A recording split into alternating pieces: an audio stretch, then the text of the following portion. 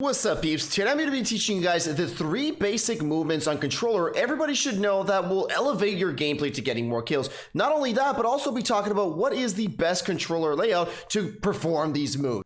So let's start off with the first thing, which is the options menu. Now, just so you guys know, the best way obviously to perform the moves is if you have buttons or paddles in the back of your controller. And for my case, I do have, but I'll still be teaching you guys one of the best ways that you can still do it without the paddles. Number one is going to be using, just so you guys know, I do use flipped, but the best one is tactical flip for the first one. This one will allow you to crouch, prone, and slide with R3. So basically switching the circle and the R3, allowing you to maintain your aim while drop shotting or crouching. Now, if you can control and you can basically get used to these ones, the best one will be, it's this one right here, the bumper jumper tactical. Now, what this one's going to do is it's going to keep you the same with tactical with the crouch. It's going to keep that one with circle and R3 flip. But what it's also going to do is that the one that you usually throw stuns with, or your melee, or your heartbeat sensors, that is going to switch it to X. So instead of jumping with X, you're going to jump with the one that you used to throw stuns and use your heartbeat sensor with. So if you got this one, you are allowed to jump shot and crouch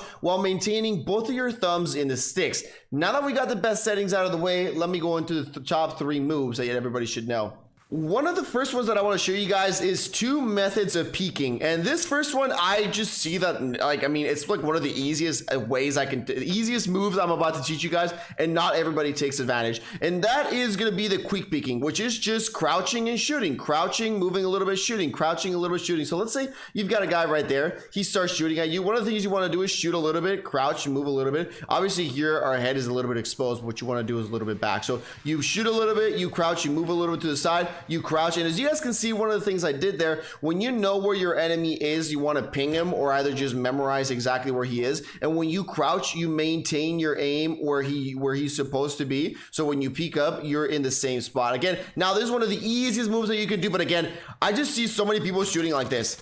Like, I mean, they're just like this, shooting like this. Even if they're behind cover, they just openly shoot like this, like if you got nothing to cover. And again, this one right here, especially with snipers, you peek, shoot, you go down again, shoot, you go down again, you peek and shoot. This is one of the most overpowered things you can do. Now let's go to the second way of peeking that also a lot of people don't know, and this is kind of like a circle motion. So let's say you may think there's enemies around this corner, right? And you want to peek it. So you know there's like a full team around here. You want to see exactly where they are. Instead of jumping like this, or just like walking normally like this and exposing your whole body for a couple of seconds and trying to see where they are, what you do is you start doing quick peeks. So first of all, what you want to do is they circle motions like this. And obviously the best way to peek is going to be on your right hand side, because your weapon is going to be on your right hand side. And what you want to do is this, you want to peek in circle motions. So you guys can see I'm peeking little by little. And the thing is, if I peek like this and there's a guy there and he takes a couple of shots at me, this is going to be a lot harder for him to shoot. He's maybe going to be able to land 1 shot than if I just walk like this and expose myself. And here, I don't really know where I'm going. Now, you can do this peeking. This one's just like a faster method of peeking.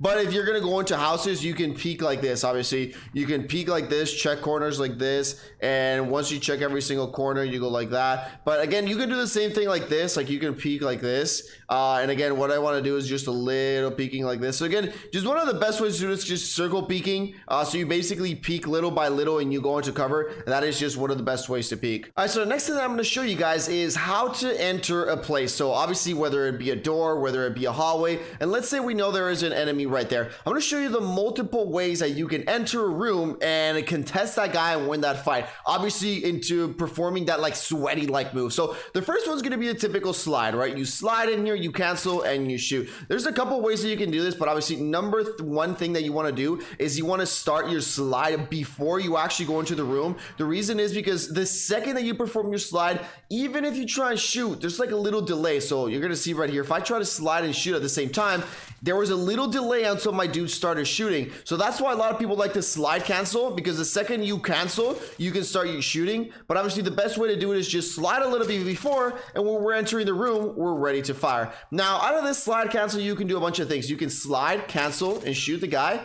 You can slide cancel drop shot, which is one of the craziest moves to do. I do it all the time. A lot of people don't expect it. Or you can do the slide and then jump a little bit and then start shooting. So you can go various ways. Really, it just depends up to you. I'm not really here to tell you guys which one is the best of those. I'm just here to give you all the moves, but really the best move for you is the one that you feel more comfortable with, the one that you practice more and more and more, and the better you get at it, that's going to be the best one for you to use. All right, so the next one I'm going to show you guys is with the bunny jumping. Now there is various ways that you can do this. Obviously the main idea of the bunny jumping, which is just basically this, you know, jumping around a corner, is basically you have to be in tactical sprint to get that extra boost. Once you're about to cross that line, you hit the jump button while in tactical sprint, you spin around, and then you can hit that guy right in there. That's why it's a lot easier to have the bumpers, because the bumpers allow you to jump while moving your aim. So as you guys can see here, I can jump while moving my aim. And again, if you're playing on the bumper jumper tactical, this will allow you to do that. But if you gotta hit X to jump, then it's gonna be a lot harder for you to perform. So you can have a basic one, which is just basically tactical sprint jump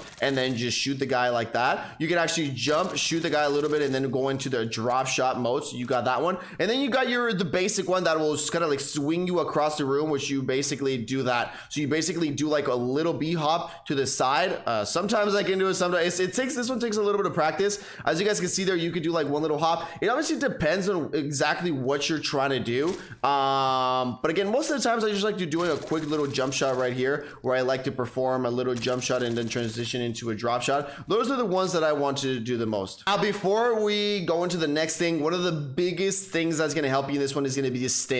So let's say there's a guy right here, you know, and you want to do the slide, right? So you do a little slide and you get him like this, right? So a lot of people are expecting that. Even if you jump, right, you're not going that far into the room, right? I mean, you're basically going right in front of him. You're still able to break his camera, but it's not that far. Now imagine that you're that guy right there and you know he's there. You pop a quick little stim and you slide. And I mean, look at this. The slide on this is just, I've done this to so many players and they just never even expect it. We're gonna do it one more time. You prepare yourself, go for the slide, and I mean, look at that. The sliding with this one is just going to take you to the next level. I mean, if you're this guy right here and you're expecting somebody and he slides, maybe he can catch you off guard. But I mean, if you're like this and he swings across you, I mean, look at this. From here, if he's aiming and you slide that fast, and I mean, most of the people's ADSs is not that fast, especially on controller, to go all, I mean, I landed all the way over there. So it's all the way like this. I mean, by the time my aim gets her, even if it's like this, I've gotten a lot of shots into that guy. So again, if you use stims, that is just going to take going into the room to the next level.